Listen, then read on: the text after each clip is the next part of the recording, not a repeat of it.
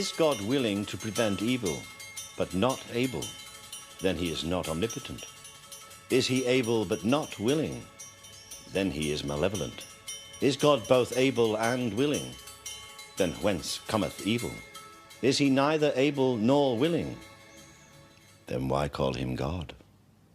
For Dr. Craig, what do you think about Epicurus' argument that if God is omnibenevolent, omniscient, and omnipotent, if he knows about kids in Africa and that are born with AIDS, what do you think about him suggesting, him not intervening and him not changing that fact? That's a question that I've always struggled with. So I'm just wondering, could you expand on that, and I'd also like your input on it? The problem of evil and suffering has been greatly discussed by philosophers, and I think there's been genuine progress made in this century on this problem.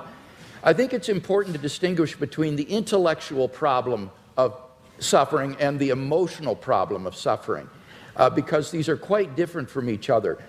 In terms of the intellectual problem of suffering, I think that you need to ask yourself, is the atheist claiming, as Epicurus did, that the existence of God is logically incompatible with the evil and suffering in the world?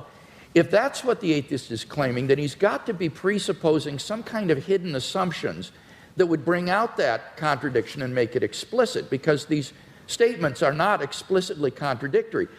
The problem is no philosopher in the history of the world has ever been able to identify what those hidden assumptions would be that would bring out the contradiction and make it explicit. On the contrary, you can actually prove that these are logically compatible with each other by adding a third proposition, namely, that God has morally sufficient reasons for permitting the evil in the world.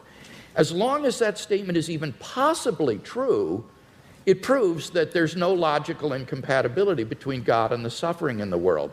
So the atheist would have to show that it is logically impossible for God to have morally sufficient reasons for permitting the evil and suffering in the world, and no atheist has ever been able to do that. So the logical version of this problem, I think, is widely recognized to have failed. Those atheists who still press the problem, therefore press it as a probabilistic argument. They try to say that given the evil in the world, it's improbable that God exists. Not impossible, but improbable. Well, again, the difficulty there is that the atheist has to claim that if God did exist, then it is improbable that he would permit the evil and suffering in the world. And how could the atheist possibly know that? How could the atheist know that God would not, if he existed, permit the evil and suffering in the world? Maybe he's got good reasons for it. Maybe, like in Christian theism, God's purpose for human history is to bring the maximum number of people freely into his kingdom to find salvation and eternal life. And how do we know that that wouldn't require a world that is simply suffused with natural and moral suffering?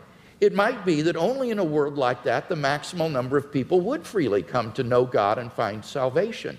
So the atheist would have to show that there is a possible world that's feasible for God, which God could have created, that would have just as much salvation and eternal life and knowledge of God as the actual world, but with less suffering.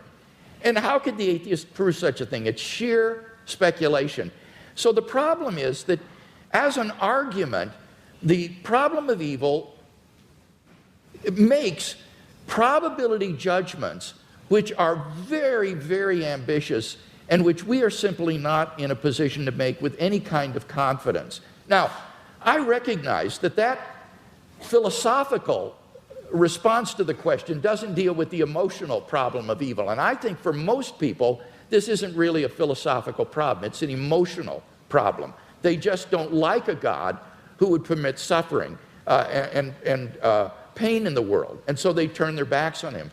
What does Christianity have to say to this problem? Well, I think it has a lot to say. It tells us that God is not some sort of an impersonal ground of being or an indifferent tyrant who folds his arms and watches the world suffer. Rather, he is a God who enters into human history in the person of Jesus Christ. And what does he do? He suffers. On the cross, Christ bore a suffering of which we can form no conception. Even though he was innocent, he bore the penalty of the sins of the whole world. None of us can comprehend what he suffered. And I think when we contemplate the cross of Christ and his love for us and what he was willing to undergo for us, it puts the problem of suffering in an entirely different perspective. It means, I think, that we can bear the suffering that God calls upon us to endure in this life with courage and with optimism for an eternal life of unending joy beyond the grave because of what Christ has done for us. And he will give us, I think, the courage and the strength to get through the suffering that God calls upon us to bear in this life. So whether it's an emotional issue or an intellectual issue, I think ultimately Christian theism can make sense out of the suffering and evil in the world.